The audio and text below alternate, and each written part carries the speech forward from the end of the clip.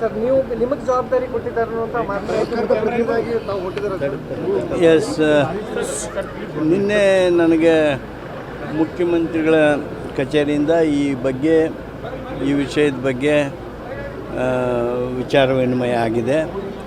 ನಾನು ಕಬ್ಬು ಬೆಳೆಗಾರರು ಏನು ಇವತ್ತು ಪ್ರತಿಭಟನೆಯಲ್ಲಿ ತೊಡಗಿಕೊಂಡಿದ್ದಾರೆ, ಗೂರ್ಲ್ ಹೊಸೂರು ಹತ್ರ ಅವರು ಪ್ರತಿಭಟನೆಯಲ್ಲಿದ್ದಾರೆ. ಗೂರ್ಲ್ ಹೊಸೂರಿಗೆ ನಾನು ಈಗ ಊಟ ಆದ ತಕ್ಷಣ ಹೋಗ್ತೀನಿ. ಅಲ್ಲಿ 4 ಗಂಟೆಗೆ ಇರಬೇಕು, 4 ಗಂಟೆಗೆ ಇರಬೇಕು ಅಂಥೇಳಿ ನಾನು ಪ್ರಯತ್ನ ಮಾಡ್ತಾಯಿದ್ದೀನಿ. ಆದಷ್ಟು ಬೇಗ ಅಲ್ಲಿಗೆ ಹೋಗ್ತೀನಿ.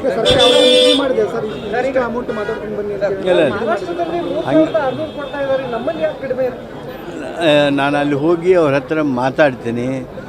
ನಮ್ಮಲ್ಲಿರ್ತಕ್ಕಂಥ ಸನ್ನಿವೇಶಗಳ ಬಗ್ಗೆಯೂ ಚರ್ಚೆ ಮಾಡ್ತೀನಿ. ಅವ್ರಿಗೂ ಗೊತ್ತಿರ್ತಕ್ಕಂಥದ್ದೇ.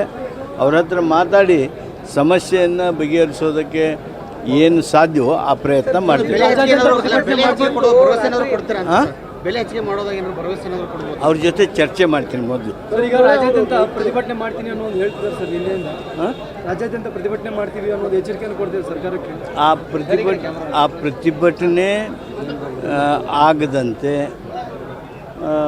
ಅವರಿಗೆ ಸರಿಯಾದ ಮಾಹಿತಿಗಳನ್ನು ನೀಡೋದು ಹಾಗೂ ಅವರ ಬೇಡಿಕೆಗಳನ್ನು ಅರ್ಥಕೊಳ್ಳೋದು, ರಾಜ್ಯ ಸರ್ಕಾರ ಏನು ಮಾಡೋದಕ್ಕೆ ಸಾಧ್ಯ ಇದೆ, ಕೇಂದ್ರ ಸರ್ಕಾರ ಏನು ಮಾಡಬೇಕು, ಏನು ಮಾಡಬೇಕಾಗಿತ್ತು, ಅವೆಲ್ಲವುಗಳ ಬಗ್ಗೆ ಚರ್ಚೆ ಮಾಡ್ತಾರೆ. ಸರ್, ಲಾಸ್ಟ್ ಒಂದು ಕ್ವಶನ್. ಈಗ ರೈತರು ಹೋರಾಟ ಮಾಡ್ತಾ ಇದ್ರು ಕಬ್ಬಿನ ಬೆಲೆ ನಿಗದಿಗಾಗಿ.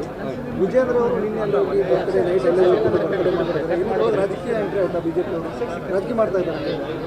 ನಾನು ಈ ಸಂದರ್ಭದಲ್ಲಿ ಏನು ಹೇಳೋದಕ್ಕೆ ಬಯಸೋದಿಲ್ಲ. ನನ್ನ ಪ್ರಯತ್ನ ಆ ಪ್ರತಿಭಟನೆಗಾರರು ಏನಿದ್ದಾರೆ, ಹೋರಾಟಗಾರರಿದ್ದಾರೆ, ಅವ್ರಿಗೆ ಸಮಾಧಾನ ಹಾಗೂ ಅವರ ಬೇಡಿಕೆಗಳಿಗೆ ಸರ್ಕಾರ ಯಾವ ರೀತಿ ಸ್ಪಂದಿಸ್ತದೆ ಅನ್ನೋದನ್ನು ತಿಳಿಸೋದು. ಆ ಹಿನ್ನೆಲೆಯೊಳಗೆ ನಾನು ಹೊರಟಿದ್ದೇನೆ.